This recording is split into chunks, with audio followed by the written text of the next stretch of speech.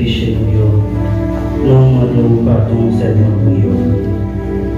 Nous péchons, Seigneur, à travers l'action nous.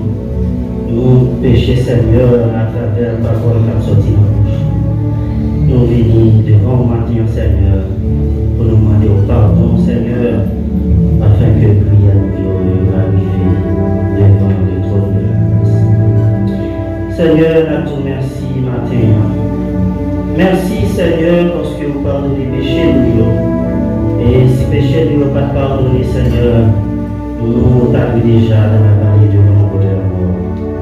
Mais grâce avec bonté au Seigneur, grâce avec compassion que vous gagnez pour nous, Seigneur, vous faites nos grâces qui fait nous capables là aujourd'hui. Merci, Seigneur, pour la vie que vous donnez nous, Seigneur, dans le pays, dans le pays d'Haïti, Seigneur. Un pays, Seigneur, qui est comparable à la vallée de l'ombre de la mort, Seigneur. Mais vous donnez la vie, Seigneur, là-dedans. Un pays, Seigneur, côté que si une balle bandit, Seigneur, pas tatouiller nous, mais flèche, diable, tirer tout partout, Seigneur, tu es capable de finir avec nous, Seigneur. Si, Seigneur, flèche, diable, pas finir avec nous, indignation, Seigneur, souchimer la vie, nous, problème, difficulté, Seigneur, tu es capable de porter nous à lui. Mais aucun de nous, Seigneur, toujours. Ou bas nous, Seigneur, souvenez toujours, Seigneur. Nous devons pas au gloire, Seigneur. Nous disons merci, Seigneur. Merci, Seigneur, pour l'évangile. Merci, Seigneur, parce que l'évangile, c'est le plus gros bagage que nous sommes capables de faire, Seigneur. Merci parce que vous mettez nous, Seigneur, en place ça. Côté que, Seigneur, pour nous venir à adorer, par au gloire, honneur, nous-mêmes seuls, pour mériter. Merci, Seigneur, pour l'église où, Seigneur, matin, on t'a adoré en esprit et en vérité. Merci pour notre sœur Jatine Tisma, Seigneur, qui mène Père pouvoir vers le trône de la grâce. Merci, Seigneur, pour chaque monde qui fait déplacement, quitter la caille pour venir par le gloire matin. Merci pour vous, Papa. Merci, Seigneur, pour nos pasteurs, Seigneur. Demandez au Seigneur où elle a une force. Par le courage, Seigneur, de travail ça. Nous connaissons un travail pas facile, mais pas petit. Mais avec force, Seigneur, que vous mettez dans la faiblesse, il est capable de mener Père pour Seigneur. Que vous menez. Merci, Seigneur, pour chaque comité qui est dans l'église, Seigneur. Qui ont un travail spécial que a fait, Seigneur. Bénis, Seigneur. Bénis, Seigneur, les diacres, diaconesses, Seigneur, mais au devant, Seigneur. Chaque fidèle, Seigneur, l'église là, mais au devant. Chaque l'église, Seigneur, qui dans la communauté, ça, capable de gloire, honneur, matin. Nous demandons autant de Seigneur, on va camper avec eux. Merci, Seigneur, pour les musiciens, Seigneur, qui a joué, Seigneur, pour aider l'adoration de Seigneur, arriver devant le trône. Demandez autant de Seigneur, aidez-nous, Seigneur, pour être capable de toujours rester dans la présence et pour toujours continuer à jouer pour vous, Papa. Merci, Seigneur, pour la mission de l'Assemblée chrétienne au pays d'Haïti, Seigneur. Merci pour chaque monde qui a fait un travail spécial dans la mission ça, pour l'évangile qui a arrivé de l'avant, Seigneur. Merci, Seigneur, pour la communauté tomanienne, Seigneur. Demandez autant de toujours camper pour nous, toujours avec nous, Seigneur, pour nous capables, Seigneur, de jouer un changement que nous avons cherché, Seigneur. Seigneur, camper pour le pays d'Haïti, qui a traversé un moment difficile, Seigneur. Un moment pour que, Seigneur, nous parlions au monde qui est capable de porter, Seigneur, mon seul espoir pour nous. Mais nous connaissons, Seigneur, nous-mêmes, pour capable de dire un mot, pour retirer le pays dans une situation difficile que nous vivons. Seigneur, maintenant, nous pas la prière en qualité de monde qui est bon et qui dit, mais nous prions, Seigneur, à pardon péché nous, Jésus-Christ, ton Fils, qui est mort à la croix pour le pardon de nos péchés. Amen. Pendant que vous êtes toujours toujours debout. On a invité Maestro Kendall, ça va passer pour la lecture de la parole de Dieu. Donc, je suis pas là, donc après pour le respect et la coutume. Nous faisons la lecture de la parole de Dieu dans le livre de Matthieu, et Matthieu chapitre 24, versets 32 à 42. Nous lisons de cette manière: instruisez-vous par une comparaison tirée du figuier. Dès que ces branches deviennent tendres et que les feuilles poussent, vous connaissez que l'été est proche. De même, quand vous verrez toutes ces choses, sachez que le Fils de l'homme est proche, à la porte. Je vous le dis en vérité, cette génération ne passera point, que tout cela arrive. Le ciel et la terre passeront, mais mes paroles ne passeront point. Pour ce qui est du jour et de l'heure, personne ne le sait, ni les anges des cieux, ni le Fils, mais le Père seul. Ce qui arrivera du temps de Noé arrivera de même à l'avènement du Fils de l'homme. Car dans les jours qui précédèrent le déluge, les hommes mangeaient et buvaient, se mariaient et mariaient leurs enfants, jusqu'au jour où Noé rentra dans l'arche. Et ils ne se doutèrent de rien, jusqu'à ce que le déluge vint et les emporta tous. Il en sera de même à l'avènement du Fils de l'homme. Alors, de deux hommes qui seront dans un champ, l'un sera pris et l'autre laissé. De deux femmes qui moudront à la meule, l'une sera prise et l'autre laissée. Veillez donc, puisque vous ne savez pas quel jour votre Seigneur viendra. Sachez-le bien, si le maître de la maison savait à quelle veille de la nuit le voleur doit venir, il veillerait et ne laisserait pas percer sa maison. C'est pourquoi vous aussi tenez-vous prêts, car le Fils de l'homme viendra à l'heure où vous n'y penserez pas. Que Dieu bénisse cette portion d'écriture pour notre édification. Allez, continuons à adorer le Seigneur. Mes yeux ont vu la gloire de Jésus-Christ, mon Seigneur. Mes yeux ont vu la gloire de Jésus-Christ, mon Seigneur. On nous mettait debout pour nous chanter musique ça. Numéro 115, mélodie joyeuse.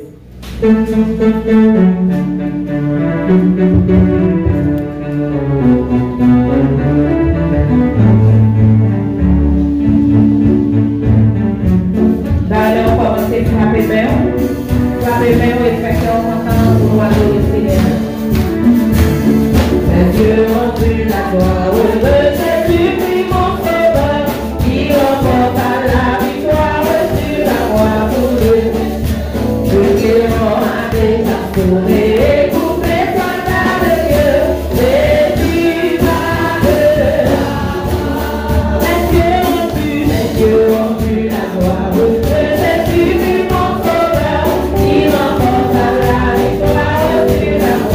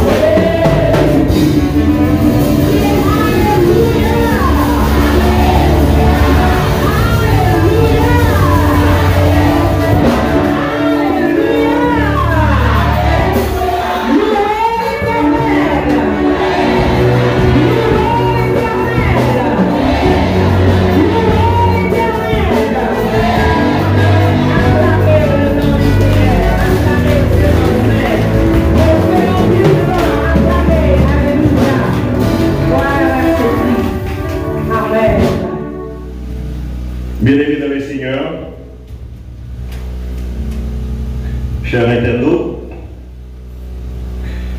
que la grâce et la paix de Dieu soient avec vous tous. Amen. Disons béni soit l'Éternel. Encore plus fort, béni soit l'Éternel. Gloire à Jésus. Merci Seigneur. Merci Seigneur. Maestro Jean-Kenlov Steven a déjà fait pour nous la lecture de la parole de Dieu. Nous allons lire seulement le verset 42 du même chapitre, Matthieu chapitre 24. Matthieu chapitre 24, nous allons lire seulement le verset 42.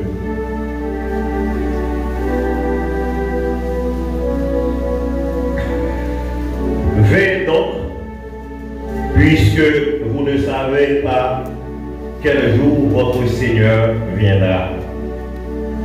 Veillez donc, puisque vous ne savez pas quel jour votre Seigneur viendra.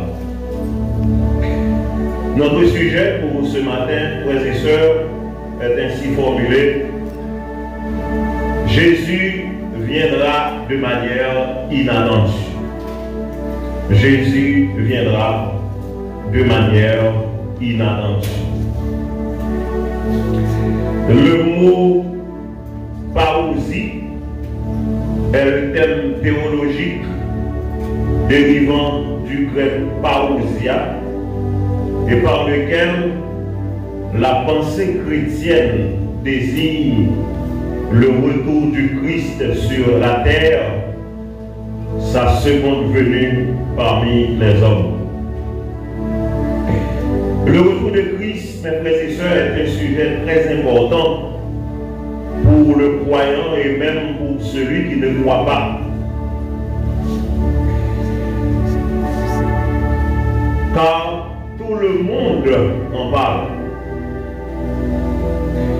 Ce thème est annoncé dans la Bible par un nombre si considérable de passages, soit 1527 dans l'Ancien Testament et 319 dans le Nouveau Testament, dit-on.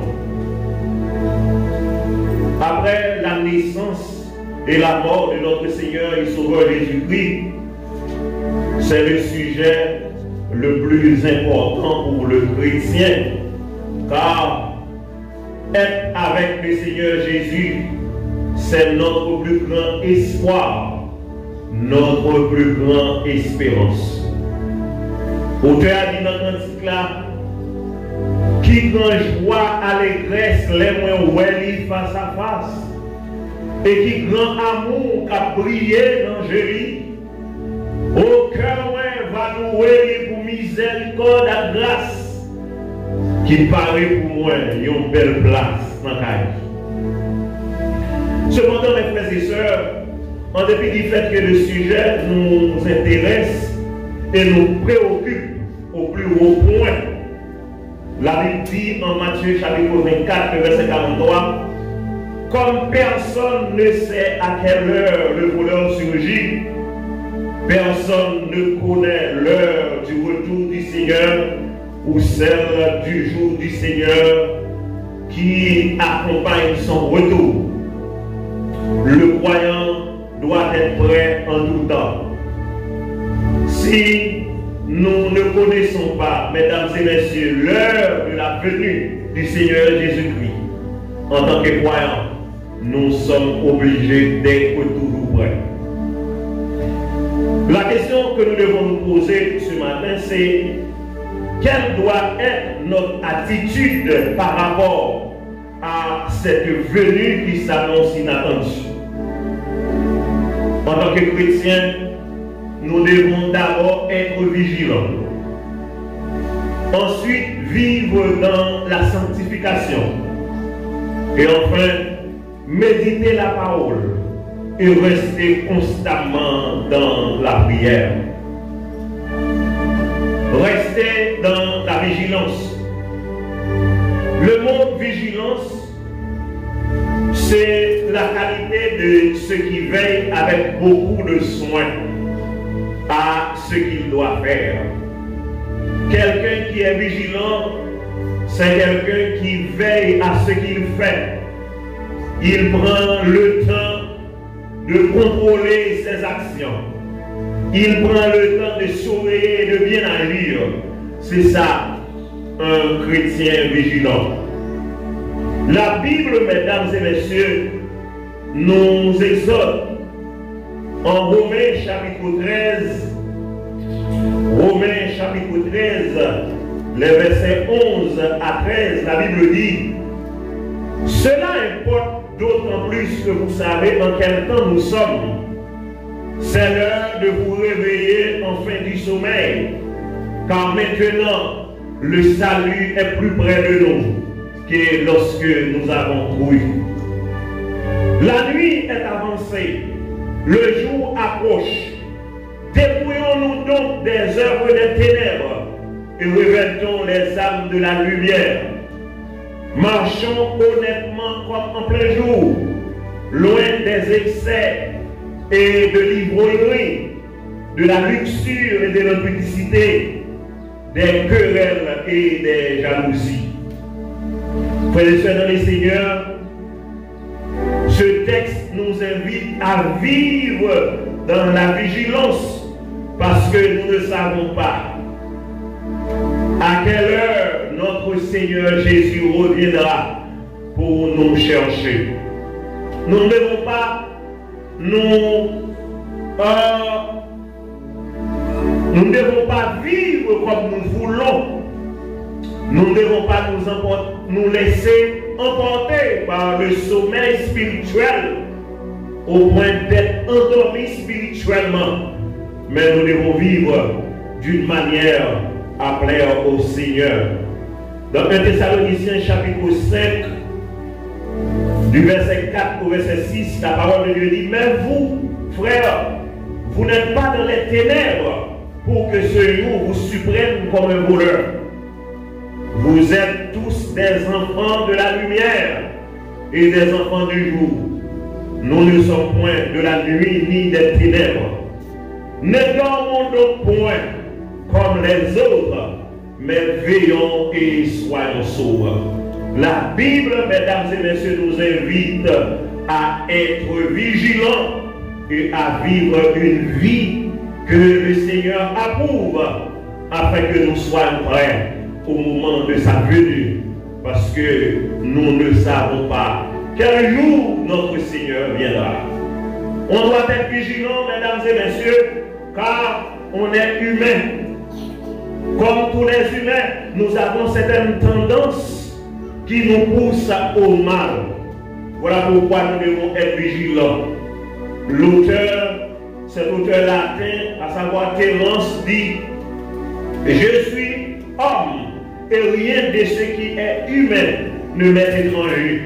Ça veut dire que tout tétin, tout malpropreté que nous avons fait, nous-mêmes tous, si nous ne sommes pas vigilants, nous sommes capables de faire autour parce que c'est le monde noué.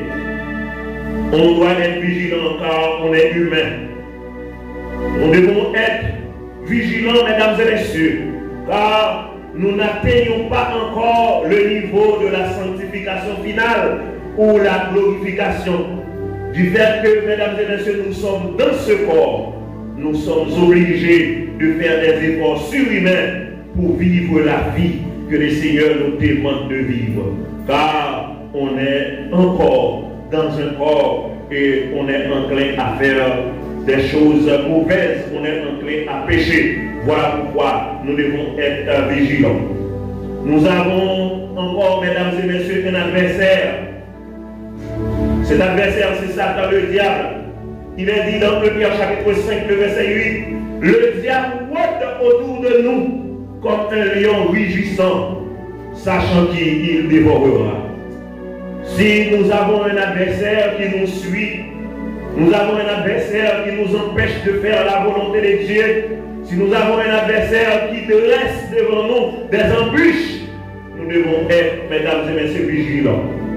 Nous allons exercer notre vigilance quand nous sommes seuls. Nous devons veiller sur notre pensée. Veillez sur vos pensées si vous êtes seul. Sur votre humeur si vous êtes chez vous. Car l'homme pourquoi vous avez l'impression, vous qu'à penser ça, et chaque idée qui est dans la tête, vous qu'à corps. Veillez sur l'humeur, l'on la caillou. Parce que quand une fois nous la caillou, nous pensons, nous qu'à dire ça, nous voulons. Et nous devons veiller sur ce que nous disons, mesdames et messieurs, quand nous sommes en société. Nous attendons le retour de notre Seigneur Jésus-Christ qui va être inattendu. Voilà pourquoi non seulement nous devons être vigilants, mais nous devons vivre, mesdames et messieurs, dans la sanctification. Vivre dans la sanctification, c'est se sanctifier, se mettre à part, vivre une vie séparée du monde dans la fidélité avec le Seigneur. Vivre dans la sanctification, c'est mener une vie à part, séparée du monde, une vie fidèle pour le Seigneur. La parole de Dieu dit dans Hébreux chapitre 12, verset 14, recherchez la paix avec tous et la sanctification, sans laquelle personne ne verra le Seigneur. Donc la sanctification, mesdames et messieurs, frères et sœurs dans les Seigneurs, la sanctification, chers internautes, c'est la condition sine qua non pour le chrétien d'être sauvé. C'est la condition sine qua non pour le chrétien d'être avec le Seigneur lors de son retour. Rechercher la paix avec tous, dit Hébreux chapitre 12, verset 14, et la sanctification, sans laquelle personne ne verra le Seigneur. Nous servons un Dieu saint, et c'est pourquoi nous aussi, nous devons être saints.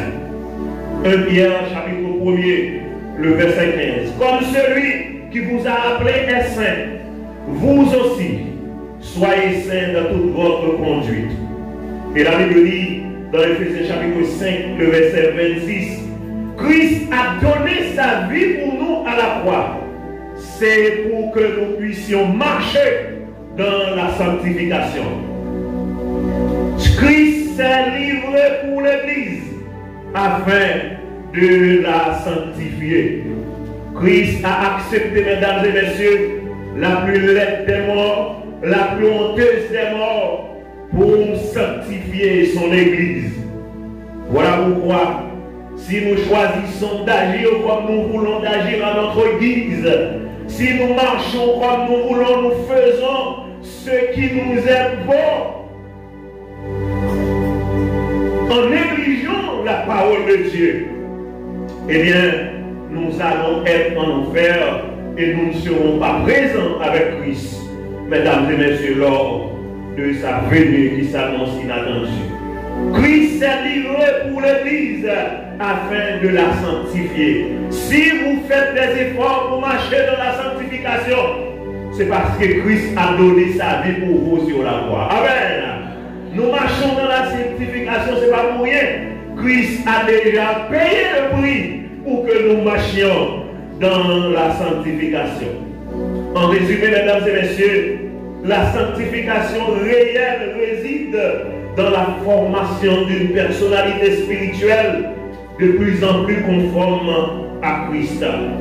Il s'agit donc bien d'un effort dans une fidélité avec Christ qui doit être poursuivi jusqu'à la ressemblance et dont l'aboutissement serait indiqué par l'expérience sublime de l'apôtre Paul, l'apôtre des païens qui s'écria en Galates chapitre 2, le verset 20, « Si je vis, ce n'est plus moi qui vis, mais c'est Christ qui vit en moi. » Nous marchons, mesdames et messieurs, dans la sanctification. Nous faisons des efforts pour être agréables à Christ. C'est pour nous capables de sembler à Jésus. Au théâtre dit dans le cantique ça, sembler Jésus, c'est des hymnes, les seul ou parmi le monde, sembler Jésus dans toute vie, moins doit sembler Jésus.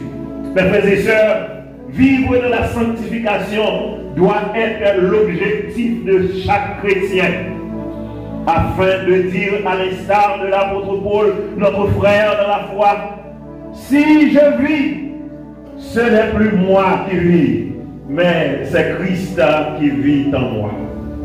Frères et sœurs dans le Seigneur, le chrétien qui attend le retour de Jésus-Christ doit non seulement vivre dans la vigilance, mais ce chrétien doit également manger dans la sanctification en nouveauté de vie. Et il doit également méditer la parole de Dieu et prier. Méditer est différent de lire. La méditation, ce n'est pas la lecture. Méditer, c'est chercher à comprendre le sens que la parole que vous avez lue a pour vous. Quel est le sens que ce passage que j'ai lu a pour moi? Quelle leçon je tire dans ce passage? Y a-t-il dans ce passage que j'ai lu en méditant un péché à éviter? Est-ce qu'il y a une promesse que l'Éternel Dieu me fait à travers ce texte que je dois saisir? Est-ce qu'il y a une action à faire? Méditer, mesdames et messieurs, c'est simplement ça.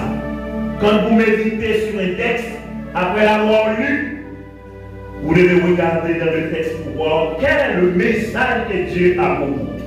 Y a-t-il encore une fois un péché dans le texte que je dois éviter? Est-ce qu'il y a une promesse faite dans ce texte que je dois saisir? Et dans cette portion, dans ce péricope que j'ai lu, est-ce qu'il y a une action que l'Éternel Dieu me demande de faire? Les chrétiens protestants accordent peu d'importance à la parole de Dieu.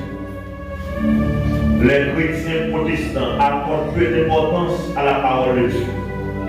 Voilà pourquoi, quand il y a des services de jeûne, ils sont présents, ils sont là, ils chantent, ils dansent, ils aiment chanter, ils aiment danser. Mais dans la réalité, quand il y a l'étude de la parole de Dieu à l'église, eh bien, ils sont abordés absents. Mesdames et messieurs, la parole de Dieu, c'est la chose la plus importante pour le chrétien. J'ai un professeur qui a l'habitude de dire que le chrétien, c'est un oiseau. Et cet oiseau a des ailes. Une de ses ailes, c'est la parole de Dieu. Et l'autre aile, c'est la prière. Même si vous aimez prier, si vous ne connaissez pas la parole de Dieu, vous priez selon les promesses de Dieu, vous allez prier mal. Voilà pourquoi, mesdames et messieurs, il est bon de pénétrer à fond la parole de Dieu, de connaître la parole de Dieu, de prendre le temps de lire la parole de Dieu. Quand il y a étude biblique dans votre église, vous devez être là pour apprendre la parole de Dieu. Car la Bible dit, le peuple a mouru parce qu'il n'a pas gagné connaissance de la parole de Dieu. Dans Apocalypse, chapitre 1er, le verset 3. Apocalypse 1er, verset 3, nous allons lire ce texte. La Bible dit dans Apocalypse chapitre 1er, le verset 3. Heureux celui qui lit et ceux qui entendent les paroles de la prophétie et qui gardent les choses qui y sont écrites, car le temps approche. C'est une bénédiction, mesdames et messieurs, pour ceux qui lisent la parole de Dieu. Ceux qui prennent le temps de lire la parole de Dieu, ils sont des gens bénis. Mesdames et messieurs, la Bible, le livre des livres, le boussole des chrétiens, le best-seller de tous les temps, c'est un livre de chevet pour les chrétiens. Quand nous lisons dans le psaume 119, les versets 105 et 130, psaume 119, versets 105 et 130, la Bible dit, ta parole est une lampe à mes pieds et une lumière sur mon sentier. Ta parole est une lampe à mes pieds et une lumière sur mon sentier. J'aime bien ce verset en créole. Il dit, parole ou son chandelle, qu'à clairer loin, pour loin, côté m'a mettez pieds loin. Donc celui qui ne lit pas la parole de Dieu, celui qui ne médite pas la parole de Dieu, n'est pas un bon chrétien, mesdames et messieurs. Amen. Il faut lire la parole de Dieu, il faut méditer la parole de Dieu, il faut également prier, mesdames et messieurs. Et dans le verset 130, la parole de Dieu dit, la révélation de tes paroles est claire, elle donne de l'intelligence aux saints. Là on connaît la parole de Dieu, l'éclair et chimère pour connaître qui ça on doit faire, à qui ça on pas doit faire, ça aide pour pas tomber dans ça on pas doit tomber. Amen. Et cette parole ou cette révélation, elle donne de l'intelligence au simple. Celui qui lit la parole de Dieu, celui qui médite la parole de Dieu, c'est quelqu'un qui a de l'intelligence parce que cette révélation donne de l'intelligence aux gens qui sont simples. La Bible dit, mesdames et messieurs, dans Josué chapitre 1er, le verset 8, Josué chapitre 1er, le verset 8, il dit que ce livre de la loi ne s'éloigne point de ta bouche, médite le jour et nuit pour agir fidèlement selon tout ce qui y est écrit. Car c'est alors que tu auras du succès dans tes entreprises. C'est alors que tu réussiras. Frères et sœurs, Josué, témoin d'instruction ça, de son père spirituel, de son mentor Moïse. Il dit, c'est pour Bible là, pas jamais éloigné des bouches. C'est pour toujours parler parole là. C'est pour toujours méditer parole là. Pour le capable d'agir fidèlement selon ça écrit dans la Bible. Si vous ne lisez pas la parole de Dieu, vous serez infidèle à Dieu. La parole de Dieu il est bon, il est bienséant, mesdames et messieurs. Il est plus que normal de faire la lecture de la parole de Dieu, de méditer la parole de Dieu. Et quand nous méditons la parole de Dieu, cela nous aide à agir fidèlement. Et la lecture de la parole de Dieu, la méditation de la parole de Dieu, la mise en pratique de la parole de Dieu nous fait réussir dans notre entreprise. Tout ça va nous prendre, mesdames et messieurs, si nous voulons réussir, c'est pour nous méditer la parole de Dieu, c'est pour nous lire la parole de Dieu, et c'est pour nous, mesdames et messieurs, la prière, parce que nous méditer la parole de Dieu, ça a aidé nous pour nous faire succès. La Bible dit dans le psaume 1er, je vous invite à regarder ce texte, psaume 1er, le verset 1 à 3. La Bible dit, heureux l'homme qui ne marche pas. Vous connaissez ce texte? Heureux l'homme qui ne marche pas selon le conseil des méchants, qui ne s'arrête pas sur la voie des pécheurs et qui ne s'assit pas en compagnie des moqueurs, mais qui trouve son plaisir dans la loi de l'Éternel et qui la médite jour et nuit. Comment est cet homme selon le verset 3? Cet homme est comme un arbre planté près de courant d'eau qui donne son fruit en sa saison et dont le feuillage ne se fait point. Tout ce qu'il fait le réussit. Mesdames et messieurs, nous sommes capables de vivre des problèmes, nous sommes capables de vivre des situations difficiles, nous sommes capables de des privations dans la vie, mais du fait que nous sommes monde par mon Dieu, nous sommes contre mon Dieu. En plus de fois, là où nous avons saisi ou non, parce que nous n'avons pas pensé Jean-Dieu à ces causes à tailler. Là, mon Dieu, parce que nous sommes des gens heureux. Car la parole de Dieu que nous méditons nous communique la grâce. Cet homme est comme un arbre planté près d'un courant d'eau qui donne son fruit en sa saison et dont le feuillage ne se fait point. Tout ce qu'il fait lui réussit. Et le verset 4 dit, il n'en est pas ainsi des méchants. Alléluia. Il n'en est pas ainsi des méchants. Les méchants sont comme la paille que le vent d'ici. Si vous êtes chrétien, vous travaillez pour se ressembler à Christ. Vous devez lire la parole de Dieu. Car la parole de Dieu, mesdames et messieurs, c'est une parole bénie qui nous communique la grâce et qui nous fait réussir. La Bible, dans 1 Pierre chapitre 4, le verset 7, 1 Pierre chapitre 4, le verset 7, La Bible nous dit que la fin de toutes choses est proche. Soyez donc sages et sobres pour vaquer à la prière. Nous devons prier, mesdames et messieurs. Car quand nous prions le bon Dieu, eh bien, il ne va pas rester bras croisés. Il interviendra de fort belle manière pour nous donner ce que nous avons demandé à travers nos prières. Il est bon de prier, car la prière, c'est la respiration de l'âme. Et la prière est plus forte que toutes les forces humaines combinées. Par la antique, la prière va battre le repos. La prière va changer toute bagaille. Les bagailles semblent trop dures. Pas oublier prier. Et dans les Thessaloniciens 5, le verset 17, la Bible dit par le prêchement de l'apôtre Paul, priez sans cesse. Nous devons prier sans cesse, mesdames et messieurs. En méditant la parole de Dieu, nous devons prier sans cesse. Frères et sœurs dans les Seigneurs, oh, il est bon de lire la parole de Dieu. Il est bon de méditer la parole de Dieu. Voilà ce que dit ce grand physicien Isaac Newton à propos de la Bible. Isaac Newton dit, il n'y a plus de preuve d'authenticité dans la Bible que dans n'importe quelle histoire profane.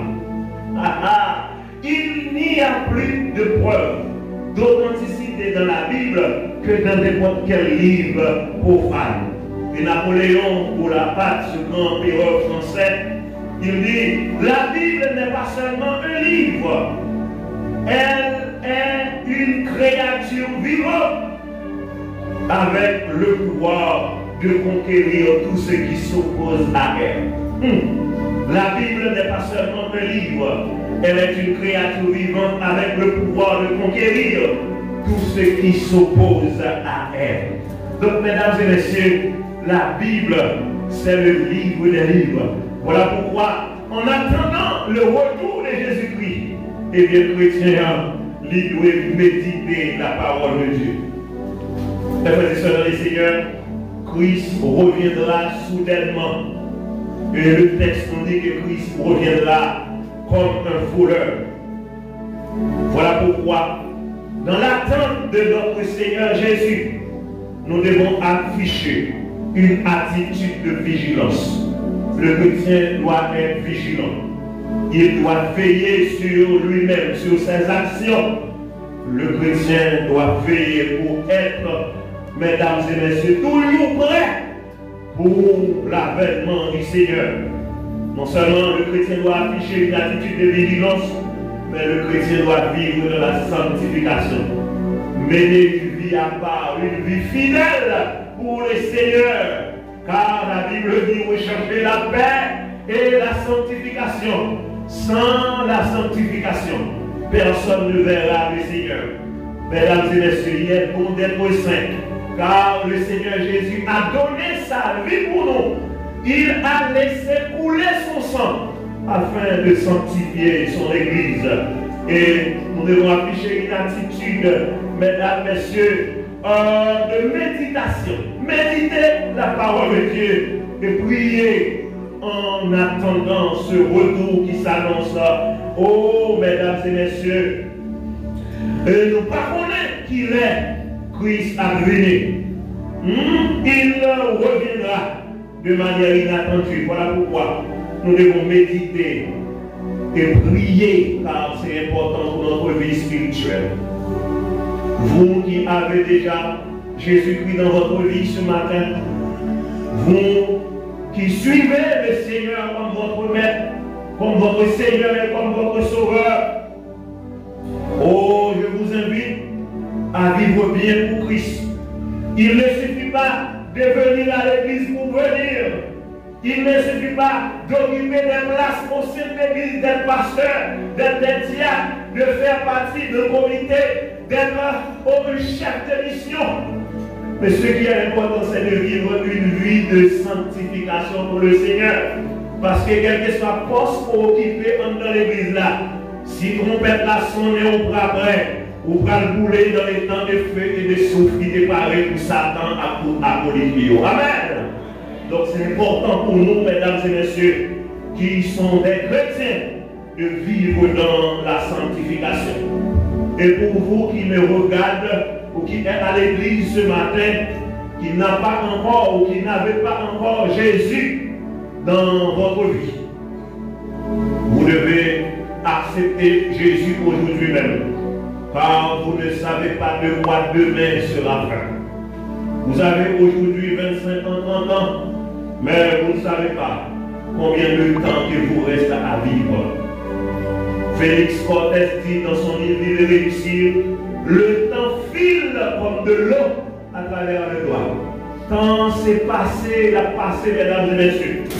Quand ouais, c'est lui ou compter, pas du voir le temps de mer. On a dit ça dans 36, 54 heures la vie là, ou gaspiller temps, vivre chaque jour dans la vie ou comme dernier jour, employer talent ou bien, parce que nous toutes, nous gagnons pour nous juger à la fin. On raconte une histoire.